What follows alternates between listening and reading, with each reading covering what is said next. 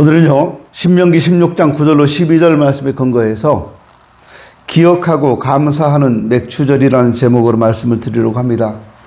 맥추절 기간입니다. 보리맥 결실추, 그래서 맥추절이라고 합니다. 보리를 추수하는 절기라는 겁니다. 하나님께서 이스라엘 백성에게 3대 절기를 지키도록 명령하셨는데 바로 유월절, 맥추절, 초막절입니다. 그 중에 이스라엘의 가장 큰 절기였던 유월절은 애굽에 430년 동안 노예 생활에서 자유를 찾은 민족 해방의 절기입니다. 일주일 동안 절기를 지키는 안식일 다음 날 성전에서 가장 가까운 밭에 가서 보리나 밀 한 단을 베어다가 하나님께 요제로 드립니다. 요제는 흔들어 드린다는 거예요. 그 보리를 혹은 밀을 한 움큼 이렇게 한 단을 묶어서 배에다가 묶어서 이렇게 흔들어서 이렇게 드리는 겁니다. 성경에는 제사 방법이 여러 가지가 있죠. 번제, 태워서 드리는 겁니다. 요제, 흔들어서 드리는 겁니다. 이렇게 제사를 드리는 방법들이 몇 가지가 있는데 그 중에 요제는 흔들어 드리는 건데요. 6월절이 끝나는 날, 6월절이 끝나는 날입니다. 안식 후 다음 날 밀이나 보리 한 단을 베어다가 하나님 앞에 흔들어서 드렸습니다. 막 흔들어 드렸어요. 이거 요제라고 해요. 이 예식의 의미는 첫째, 보리와 밀의 첫 열매를 하나님께 감사드린다는 겁니다. 둘째, 곡식을 거둘 수 있는 기쁨을 주신 하나님께 감사하는 것이고, 세 번째는 6월절이 끝나면 본격적으로 이제 추수를 시작하겠다는 선언적인 의미를 가지고 있습니다. 그렇게 6월절 절기를 마치면 곧장 밖으로 나가서 이제 열심히 밀, 보리를 추수하게 됩니다. 그 기간은 대략 50일 정도입니다. 그래서 이렇게 열심히 모든 추수를 마치면 지키는 절기를 맥추절이라고 하고, 초실절에서 49일이 지났다 해서 오순절이라고도 하고, 일곱째 주라고 해서 칠칠절이라고도 합니다. 여기서 말하는 초실절은 말씀드린 대로 6월절이 끝나는 날 다음 안식 후 첫날, 오늘날이 주일이 되겠죠. 성전에서 가장 가까운 밭, 아무 밭에 나가서 가장 가까운 밭에 가서 밀이나 보리를 한 움큼 배다가 하나님께 흔들어서 드리는 것. 이 날로부터 49일 혹은 7주가 됐다는 뜻입니다. 바로 맥추절이 그런 날이라는 거예요. 그래서 오늘 본문 16장 9절로 10절에서 보면 7주를 셀지니, 7주니까 7주죠. 그래서 7.7절이라고도 합니다. 맥추절이라고도 하고 7.7절이라고도 하고 오순절이라고도 하는데, 신약시대에 와서 오순절을 성령이 임합니다. 그래서 오순절이라는 말이 더 유명해졌죠. 원래는 맥추절이 맞습니다. 물론 다 맞아요. 근데 맥추절이 맞고요. 7.7절, 일곱째 주라고 해서 7.7절, 50일째라고 해서 오순절이라고도 부릅니다. 절기는 하나지만 여러 가지 이름으로 부르죠. 우리나라 추석이라고도 하고요. 한과이라고도 하고 그렇게 하잖아요. 7주를 셀지니, 곡식의 낫을 대는 첫날부터 7주를 세어 네 하나님 여호와 앞에 7.7절을 지키되라고 말씀합니다. 그리고 초막절은 광야 40년 초막생활 가운데서 구원해 주시고 가나안 땅에 들어와 농사짓고 열매 맺게 하신 하나님의 구원과 추수를 감사하며 지내는 절기로서요, 수장절이라고도 하고 장막절이라고도 합니다. 나뭇가지로 얼기설기 엮어서 천막을 짓고 그 안에서 자녀들과 온 가족이 함께 광야에서 살았던 것처럼 똑같이 일주일을 삽니다. 하나님께서는 이 맥추감사절을 통해 한 해의 절반을 하나님 앞에서 중간평가를 해보고 감사하고 새롭게 다짐하길 원하신다라는 생각이 듭니다. 맥추절을 맞아서 하나님께서 우리에게 주시는 영적 교훈이 무엇인가 한번 생각해 보려고 합니다. 그 첫째는 하나님의 은혜와 사랑을 기억하라는 거예요. 맥추절은요, 기억하면서 드리는 감사예요. 그냥 내가 나한테 주실 걸 믿고 드리는 그런 절기가 아니라 베푸신 은혜를 기억하면서, 내가 받은 은혜를 기억하면서 드리는 절기예요. 너는 애굽에서 종되었던 것을 기억하고 이 규례를 지켜 행할지니라 말씀합니다. 하나님은 우리가 하나님의 은혜와 사랑을 기억하며 특별 예배를 드리기 원하시는 겁니다. 이스라엘 백성들이 기억해야만 하는 것은 애굽에서 종되었던 그들을 하나님의 강한 손과 편팔로 구원하셔서 가나안 땅으로 들이셨다는 것입니다. 그걸 기억하라는 거예요. 신명기 5장 15절에도 너는 기억하라. 네가 애굽 땅에서 종이 되었더니 네 하나님 여호와가 강한 손과 편팔로 거기서 너를 인도하여 내었나니 그러므로 네 하나님 여호와가 네게 명령하여 안식일을 지키라 하느니라 말씀합니다. 우리를 죄악 가운데서 건져내어 빛의 자녀로 구원의 자녀로 인도해 주신 그 하나님의 손길을 기억하라는 거예요. 구원을 기억하고 감사하지 못하는 자는 아무것도 할 수 없습니다. 구원에 대한 감사가 우리 신앙생활의 가장 기본이 되는 거예요. 기억할 때 감사하게 됩니다. 개구리 올챙이 시절 기억하지 못하는 사람은 금방 교만해질 위험에 처합니다. 과거를 기억하고 부활하신 은혜를 기억하는 사람이 현재를 감사하게 되고 없는 것, 작은 것도 감사할 줄 알게 되는 겁니다. 생각 좀 하고 기억 좀 하고 살아야 합니다. 그때 감사의 사람이 됩니다. 이스라엘 사람들의 430년이나 종살이하던 옛날 일은 생각하고 싶지 않은 수치스러운 일일 거예요. 왜 우리가 6.25 전쟁을 자꾸 되새기며 기억하고 상기합니까? 아픈 기억을, 아픈 역사를 기억하고 살아야 다시는 그런 뼈아픈 역사를 다시 쓰지 않게 되기 때문입니다.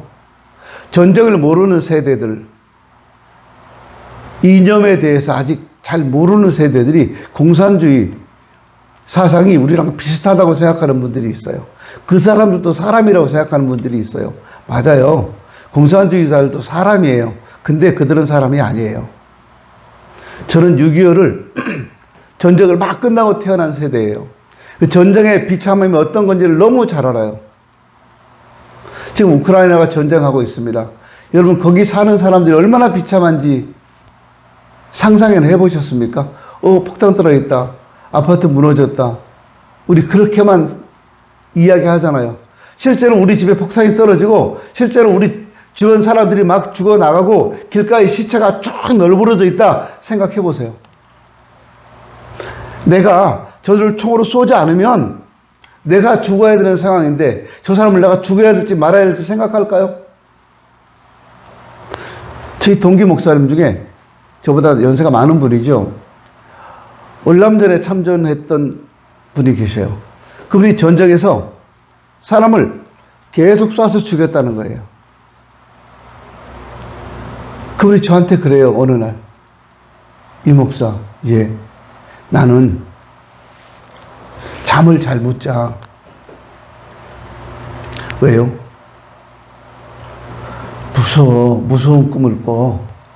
왜요? 뭔데요? 그냥 나중에 그분이 이런 말씀하세요. 이 목사, 당신 사람 죽여봤어? 무슨 끔찍한 얘기를 하고 그래. 내가 어떻게 사람을 죽여 이렇게 착하게 생겨가지고. 그러니까 퍽도 착하게 생겼다. 착하게 생긴 얼굴이 그 얼굴이냐? 그래서 나 이 정도면 엄청 착하게 생겼지. 그랬더니 사람 죽이는 건 말이야. 착하고 잘생기고 안 따져. 급하면 죽여. 내가 안 죽으려면 죽여. 그래요. 저 무슨 말인지 몰랐어요. 나중에 이분이 너무 괴로우니까 하시는 말씀이에요. 내가 월남전에 참전했을 때 저쪽 마을에서 포탄이 날아온다? 그러면 우리 아군이 죽어. 그러면 그 동네 가가지고 포 쏜 사람이 누구야? 물어보겠어? 안 물어봐. 어느 마을에서 포탄이 날아온다 그러면 무차별 포격을 해버린대요. 그 마을을 아예 없애버린대요. 그리고 그 마을로 들어가서 그 마을에 애들부터 어른까지 한 명도 안 남겨 다 죽여버린대요. 왜 그럴까요? 그런데 애들은 살려야지, 노인은 살려야지. 우리 그런 생각 들잖아요. 너무 잔인하다. 그분한테 얘기하면 뺨 맞아요. 네가 전쟁을 해봤어? 그래요. 노인도 총을 쏘고 애들도 총을 쏜다는 거예요.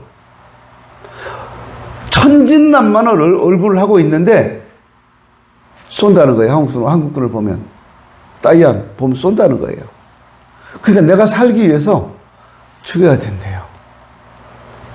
그리고 이분은 그 사람을 죽였다고 하는 죄책감, 어린아이를 죽이고 노인을 죽이고 젊은 사람을 죽였다고 하는 죄책감 때문에 지금도 시달리고 있어요. 엄청 힘들어 하세요. 그래서 목사님이 되셨고 목회를 나오시고 이제 은퇴하셨습니다.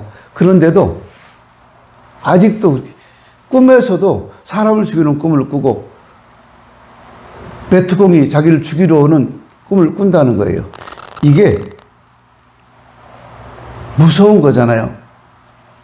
이분은요, 공산당 얘기만 하면 발끈해요. 죽이고 싶대요. 공산당 이야기를 하면. 저는 바로 그런 공산당들이 일으킨 6.25 전쟁의 참혹한 때 태어나서 그 비참한 시대를 살아온 사람이에요. 길거리에 떨어진 빵 조각 주워 먹어봤어요? 요즘 교회 카페에서 떨어진 것도 안 주워 먹어요. 교회 카페 바닥 진짜 깨끗해요.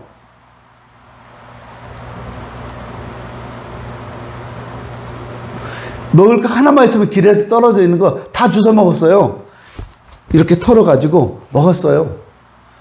그래도 건강해요. 그래도요, 이 충치도 안 걸리고 건강했어요. 한 번은요, 미군들이 시레이션이라고 하죠. 비상식량. 시레이션을 이렇게 줬는데, 까보니까 거기에 딱 이만큼만 납작한 비닐을이 있어요. 이게 뭔지 모르겠는데 그 안에 뭐가 들어있긴 들어있는데 납작해요. 요만큼해요. 우리 그 컵, 요즘 티백으로 차 나오는데 그만큼 사이즈가 그만큼한 거예요. 비닐로 딱 포장되어 있어요. 그렇게 납작해가지고 친구들이랑 이게 뭐지? 이게 뭐냐? 까보자. 까니까 거기서 액체가 나와요. 묻어있고 검은 게 손에 묻으니까 끈적끈적 하는 거예요. 아, 이게 뭐야? 이게 뭐냐? 먹는 거겠지. 먹어보자.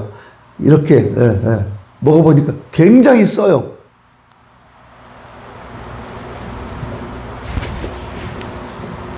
COFFEE 써 있었어요. 뭐죠? 커피. 그거를 액체, 원액이 들어있는 거를요, 그 물에다 희석시켜 먹어야 되는 거를 친구들이랑 빨아먹어 먹어서, 야, 쓰다. 진짜 쓰다. 그러면서 그걸 다 빨아먹었어요. 쓰다고 하면서 먹는 거라고. 왜 그랬을까요? 그만큼 굶주리던 시대를 살았어요. 요즘 젊은이들이 상상도 못하는 일이에요. 그래서 우리 세대는 공산당이 싫은 거예요. 그래서 나이가 들면 공산당이 나이 드신 분들이 공산당이 싫다고 하는 거예요. 공산당만 아니면 얼마나 좋겠어요. 이 나라가 얼마나 잘 살았겠어요. 저는 공산당은 색깔도 빨간 줄 알았어요. 저 국민학교 다닐 때, 중학교 다닐 때 걸기대회를 진짜 많이 했어요. 김일성 화형식. 김일성 모양 만들어서 김일성 써놓고 불 질렀어요. 학교 운동장에서요. 그리고 막 박수 치고 대한민국 만세하고요. 공산당 죽이자 이런 거 하고요. 어릴 때부터 그렇게 교육을 받았어요. 그게 나쁘다 좋다라는 개념이 아니라 그렇게 살아왔다고요. 전 제가 살아온 게 좋다 잘했다는 게 아니에요. 잘잘못의 개념이 아니라 그렇게 살아왔다고요. 전쟁은 그렇게 비참한 거예요. 그래서 6.25에 대해서 우리가 자꾸 기억하고 되새겨야 하는 이유가 그런 역사를 다시 쓰면 안 되니까. 우리나라에 다시 전쟁이 있으면 안 되잖아요. 우리가 전쟁이 또 일어나게 된다면 여러분 그렇게 사랑하는 자녀들, 그렇게 사랑하는 가족들과 헤어져야 돼요. 그렇게 이쁜 애들이 죽어가요. 포탄을 맞아 죽어가요. 근데 전쟁이 있으면 되겠어요? 그러니까 6.25를 잊어서는 안 되는 거예요. 그 아픈 기억을 아프지만 기억해야 되는 거라고요. 지난날 우리가 마귀와 죄의 종이 되었던 시절을 기억할 때 다시는 마귀의 종이 되지 않고 죄의 종으로 살지 않을 수 있는 겁니다. 죄에 쉽게 넘어가지 않고 죄와 싸워서 끝까지 싸워서 이기는 삶을 살아야 합니다. 왜냐하면 전에 죄의 노예 시절의 아픔을 잘 알기 때문입니다. 주일마다 예배드리면서 과거의 죄악에서 구원해 주신 하나님의 사랑과 은혜를 기억해야 합니다. 또한 맥주절을 맞이해서 한 해의 절반을 살면서 계속 구원해 주시고 그동안 먹을 거, 입을 거, 쓸 거 주시고 건강 주시고 사랑하는 가족과 교회와 우리에게 일할 일터를 주신 하나님께 기억하고 감사해야 한다는 거예요. 이것이 감사절을 주신 이유입니다. 이걸 기억하라는 거예요. 또 하나 복을 주신 대로 힘을 헤아려 자원하는 예물을 드리며 감사하라고 말씀합니다. 내 하나님 여호와 앞에 7.7절을 지키되 내 하나님 여호와께서 내게 복을 주신 대로 내 힘을 헤아려 자원하는 예물을 드려라. 맥주들을 지킬 때 한마디로 예물을 드리며 지키라고 하십니다. 그런데 예물을 드릴 때 앞으로 주실 복, 내가 받을 복을 기대하면서 헌금하지 말라는 거예요. 어떻게 하라고요? 이미 받은 복을 생각하면서 드리라는 거예요. 내가 얼마나 큰 복을 받았는가 생각하면서 드리라는 거예요. 내가 10,000원어치 복 받은 것 같으면 10,000원 드리세요. 내가 1,000,000원어치 복을 받은 것 같으면 1,000,000원 드리세요. 제가 스스로 놀라서 하다가 지금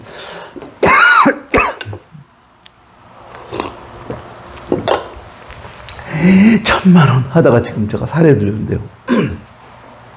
너무 많아요? 저는 1,000,000원 드릴 수 있으면 좋겠어요. 저한테 돈이 있어서 드릴 수 있으면 좋겠어요. 있으면 드리겠어요. 받은 은혜를 감사하라. 받은 만큼 드리라는 거예요. 일단 절기는 감사하며 지키는 겁니다. 한 주 동안 지켜주시고 인도해 주셔서 감사합니다 라고 드리는 것이 주일 예배고 주일 감사 예물입니다. 그리고 반년 동안 지켜주셔서 감사합니다 하는 것이 맥주절이라는 거예요. 그리고 맥주 감사절 예물이라는 거예요. 내게 복을 주신 대로 내 힘을 헤아려 자원하는 예물을 드리라고 말씀합니다. 지난 6개월 동안 받은 은혜를 한번 생각해 보십시오. 그리고 힘을 다해서 한번 하나님께 능력껏 최선을 다해서 드리십시오. 절기헌금은 절대로 평소 헌금하듯이 적당하지 말고 최선을 다해서 드려야 합니다. 그러나 자원하는 예물을 드려야 됩니다. 자원이라는 말은 억지로 드리거나 인색하게 드리지 말라는 말이에요. 고린도후서 9장 7절에 있습니다. 각각 그 마음에 정한 대로 할 것이요 인색함으로나 억지로 하지 말지니 하나님은 즐겨 내는 자를 사랑하시느니라 하십니다. 또 맥주절은요 불우한 이웃과 함께 나누며 감사해야 합니다. 너와 내 자녀와 노비와 내 성중에 있는 레위인과 및 너희 중에 있는 객과 고아와 과부가 함께 내 하나님 여호와께서 자기 이름을 두시려고 택하신 곳에서 내 하나님 여호와 앞에 즐거워할지니라. 맥주절은요 우리끼리만 즐기는 절기가 아닙니다. 가난한 이웃들과 함께하는 절기여야 합니다. 우리 본문에서 눈여겨봐야 할 대상이 노비, 레위인, 객과 고아, 과부입니다. 우리는 맥주절에 당연히 있어야 할 대상들이잖아요. 여기 레위인이란 성막 봉사를 맡은 지파로서 땅을 분깃으로 받지 못한 자들이기 때문에 이런 절기에 잘 챙길 필요가 있는 대상입니다. 그래서 어떤 교회에서는 잘못된 성경 해석이긴 합니다. 저는 분명히 잘못되었다고 얘기를 했습니다. 목사님들이요. 이거 레위인과 나누라고 그랬으니까 이건 내 거야. 그리고 추수감사절, 맥주감사절 이런 헌금을 다 자기 거라고 가져가는 분들이 우리나라에 상당수 있어요. 저는 잘못된 성경 해석이라고 봅니다. 그리고 저는 한 번도 그렇게 가져간 적이 없습니다. 앞으로도 그렇게 하지 않을 겁니다. 레위인은 성막 봉사를 하는 사람들이기 때문에 그렇게 한다는 거예요.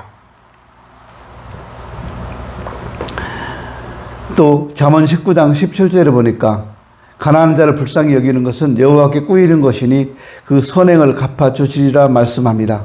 우리 하나님은 고아와 과부의 하나님이시기도 합니다. 소외된 자, 가난한 자의 원한을 풀어주시는 하나님이십니다. 우리도 하나님 마음을 가지고 그들을 늘 생각하는 성도가 되어야 합니다. 많이 가져도 늘 부족하고요. 부족하다고 느끼는 사람 많습니다. 이런 사람은 남을 도울 수 없어요. 부자가 천국 가기가 매우 힘들다고 주님 말씀하시는데, 근데요, 이거는 단순히 부자이기 때문에 못 간다는 말이 아니에요. 예수 믿는 멋진 부자도 많습니다. 그들은 하나님 마음을 시원하게 합니다. 교회들이 행사를 할 때, 교단에서 어떤 행사를 할 때, 그래도 부자들이 돈 내놔요. 큰 교회가 돈 내놓고요. 우리 교회, 교단에서 이번에 제주 선교 100주년 기념교회와 선교관을 거기 짓습니다. 그래서 돈이 많이 필요한데, 이번 교단에서 헌금을 합니다. 그런데 큰 교회들이 1억씩 계속 내놓더라고요. 큰 교회 욕할 필요 없어요. 작은 교회라고 좋아할 것도 없고 자랑할 것도 없어요. 또 부자들도 되게 많아요. 그런 부자 장로님들이 내놓더라고요. 이번에 서울에 있는 어느 교회 이런 말 하지 않겠습니다. 강남에 있는 어느 교회인데 목사님이 은퇴하십니다. 그런데 교회가 그 목사님에게요, 퇴직금을 5억 9천만 원을 드렸대요. 그게 장로님 중에 한 분이 5억 9천 가지고 어떻게 살란 말이요. 평생을 우리 교회에서 헌신하신 목사님인데 5억 가지고 집도 못 사잖아. 근데 5억 9천 드려서 어떻게 하란 말이요. 집은 사드리고 생활비로 그거 드립시다. 근데 아무도 이 장로님 말씀에 귀를 기울여주지 않는 거예요. 서울에서 집 살려고 그러면 웬만하면 2, 30억 들어갑니다. 작은 집들도. 세곡동은 50억 가더라고요. 강남 쪽에는 50억, 60억 해요. 작은 아파트들도. 30평 정도 되면 다 50억 넘어가요. 그러니까 그 목사님, 장로님께서 교회가 해드리는 거 쉽다. 그런데 개인이 하기 힘들지 않느냐. 5억 9천 가지고 어떻게 살라는 말이냐. 근데 교회가 아무 대꾸를 안 하는 거예요. 그래서 보다 못한 그 장로님이요, 자기 사비로 목사님 사택을 구해드렸답니다. 정원이 딸린 집, 마당에 분수가 있는, 연못이 있고 분수가 있는 집. 생각만 해도 좋죠. 그런 집을 목사님께 사드렸대요. 하나님 그분 복 주실까요? 안 주실까요? 여러분 생각해 보세요. 목사님 사택 사드리자, 은퇴하시는데 집도 없이 이제 목사님이 그 5억 9천 가지고 나가서 어디로 가야 될지 모르는데 길거리 나앉게 생겼죠. 그 돈으로는 집을 살 수가 없으니까, 전세도 얻을 수 없으니까. 그런데 집 사드린 장로님과 그걸 반대했던 장로님들과 하나님이 누구한테 더 복을 주실까요? 전 그 얘기를 들으면서요, 야, 이 장로님 참 복 받으실 분이다. 그 자손이 대대로 복 받을 거다. 저 그 생각을 해봤어요. 여러분, 우리가 하는 거 있잖아요. 우리가 하는 일들, 그 결과가 나한테서 끝나는 거 아니고 우리 자녀들에게, 자손들에게 계속 이어진다는 거 기억하셔야 합니다. 자손들이 잘 돼요. 진짜 자손들이 잘 됩니다.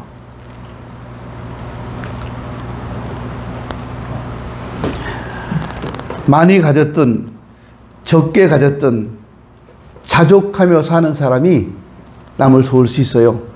빌립보 4장 11절의 말씀처럼 어떤 형편에 처하든지 내가 자족하기를 배웠다라고 말씀합니다. 바울 사도는 감옥에서도 기뻐하고 찬양할 수 있었어요. 어려운 이웃을 돕는 일에 인색하지 말고 손을 펴는 성도가 되어야 합니다. 하나님께서 반드시 채워주시고 갚아주실 것이고 여러분의 자녀가 복된 후손이 될 것입니다. 같은 절기 내용을 기록한 출애굽기 34장에 보면 하나님을 기억하며 감사절기를 지키는 자에게 복을 약속하고 있습니다. 내가 이방 나라들을 네 앞에서 쫓아내고 네 지경을 넓히리니 네가 매년 3번씩 여호와 네 하나님께 배우려고 올 때 아무 사람도 네 땅을 탐내지 못하리라. 하나님을 기억하고 감사함으로 예배하면 우리의 지경을 넓히시고 원수가 넘보지 못하게 지켜주시겠다고 약속하셨습니다. 항상 기뻐하라, 쉬지 말고 기도하라, 범사에 감사하라. 이는 그리스도 예수 안에서 너희를 향하신 하나님의 뜻이니라. 감사는 하나님의 뜻입니다. 감사는 우리를 더 큰 축복으로 이끄는 수단입니다. 맥주절에 기억하고 감사하는 사람이 되십시오. 하나님의 은혜를 먼저 기억하십시오. 하나님이 나에게 어떤 은혜를 베푸셨는가? 기도합니다.